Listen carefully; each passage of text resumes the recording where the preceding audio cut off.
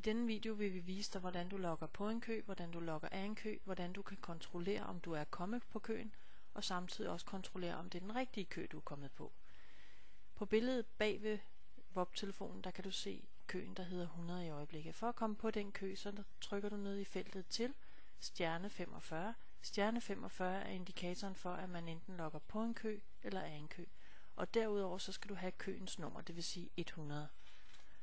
Så trykker du Enter, og så bliver den grøn et kort øjeblik, hvor den så samtidig fortæller dig, at agenten er logget på. Som du kan se, sker der bag ved det, at nu logger jeg på køen.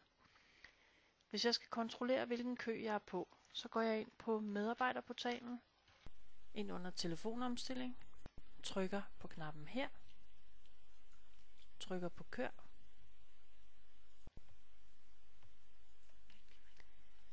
herinde taster du dit lokalnummer og trykker Enter. Og du vil kunne se, hvilken kø du er på. Det vil sige, hvis du er på flere køer, så vil det være vist heroppe. I øjeblikket så er jeg meldt ind på kø nummer 100.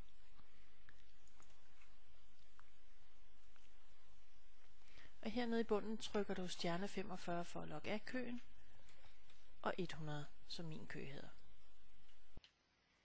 Den vil være grøn et kort øjeblik. Den vil fortælle dig, at agenten logger af, og så vil du være fjernet fra køen.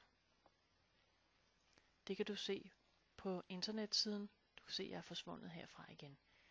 Herinde vil den være grøn, når du er aktiv på køen. Den vil være gul, når du holder pause eller du har et kald. Og den vil være rød, hvis du kommer til at slukke din computer uden at logge køen. Hvis ikke der er noget nedenunder, så er det fordi, du ikke har logget på køen.